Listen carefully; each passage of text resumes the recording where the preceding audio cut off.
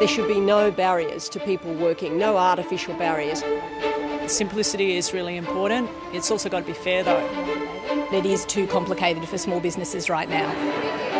There's something rather striking about the people who seem to have been doing much of the agenda setting for this week's Jobs and Skills Summit. There they are.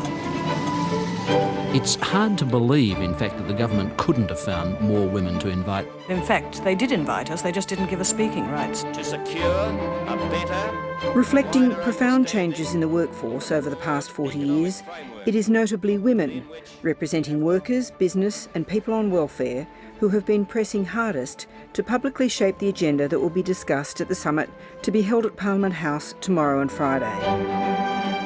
After all, the single largest occupation group in the workforce now is female professionals. The fastest growing area of the labour market is the female-dominated care sector. Women also now make up more than half the membership of trade unions. But despite this, there are lots of statistics about women in the workforce that aren't so impressive. For example, men in Australia earn $472 a week more than women.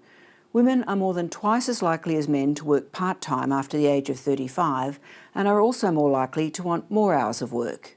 A key argument emerging ahead of tomorrow's meeting is that the gender gap in our workforce is not just an issue about gender equity, but one which can directly alleviate current workforce and skill shortages, boost productivity and the budget bottom line. The more we can focus women's economic equality as an economic discussion and not as something we'd like to do because we'd like to be nice to women, or that it's something we do from a social responsibility point of view, but from the fact that we've got talented women who are not able to work the hours they want to work or face some barrier to work. I think one of the most important aspects of the summit this week will be an acknowledgement that women and women's workforce participation is now accepted as a key economic driver for this country, rather than a separate issue to our economic debates. According to the National Skills Commission, the country will need an extra 1.2 million workers by 2026, with a large majority in highly feminised sectors such as health and childcare. Data compiled by the ACTU and separately by Chief Executive Women suggest there are between 500,000 and 900,000 women who could be in the full-time workforce but currently are not. If we just change the settings to make sure that women could participate in work at the same level that men do, we'd have 893,000 more workers available. So when I hear employers talk about skill shortages or labour shortages, why don't they look right here and this extraordinary value that we have in workers who want to work but are locked out of the system? The primary reason women are locked out of the workforce or aren't working the extra hours they would like to is a lack of childcare. Groups including the ACTU and Chief Executive Women are calling for Labor's promised increase in childcare subsidies to kick in January, 6 months earlier than planned. But there are major structural issues as well. A lack of places, a lack of workers and a lack of flexibility. The biggest issues in childcare are not simply the subsidies. The first big issue is just the availability of childcare.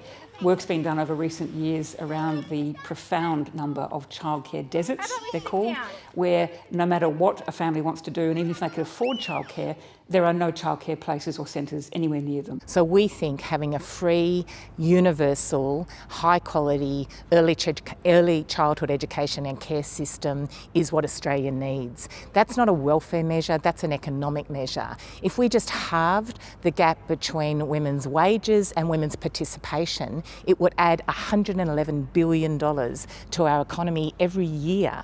So this is not a handout. This actually makes good economic sense. And obviously we've got our $5 billion investment that we'll be making through the budget to improve affordability of childcare and remove the disincentives for women to not work those extra hours, which we know exists. We know that there's centres out there now who have places available but can't staff their centres, and so those places aren't available for the women who might want to work extra hours. So there is a huge job of work that we're going to have to do around childcare, and it isn't just about investing more money. Childcare is just one part of the story.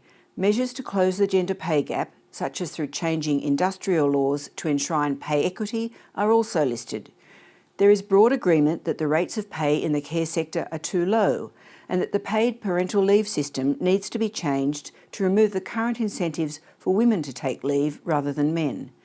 These are all moves which advocates say can dramatically boost participation and productivity. I think perhaps because the borders have been shut and those labour shortages are so acute that people who haven't traditionally engaged on, why it's good to have gender equality and why we should be pursuing this are actually thinking about it and very supportive. Like, there's universal agreement. A one-off answer is not the fix here. We need to make sure that we change the Fair Work Act so we properly value the work that's done, that we lift the wages in those sectors and, of course, give those workers access to bargaining. At the moment we have disability care and NDIS workers earning more than aged care and childcare, and so in a sense we've got a pool of workers that are shifting depending on where the better pay is, and that's a problem, particularly if aged care gets their increase. That's going to put huge pressure on childcare and finding staff. The summit will be judged not just on what immediate measures are agreed to, but by the longer-term pathways the government sets out to address big problems, such as lifting unemployment benefit rates from below the poverty line, which can't be fixed overnight. There are many people that will be cynical about the outcomes of a 2-day summit in Canberra. I'm not one of those people. And I think the trick to come out of the summit successfully is for the communique or whatever comes at the end of Friday's deliberations that sets a realistic time frame and set a sense of expectation that that Treasury can start to look at those investments as part of the budget process. Whatever the economic arguments, there is always the powerful incentive of remembering who got you into office and the fact they are expecting big change. In the election, we felt the significant impact of the voices and demands of women and those that support women. So I suspect that a government's going to be really smart about this and not squander the opportunity. It is a really important moment for us to start doing the hard work that backs that in.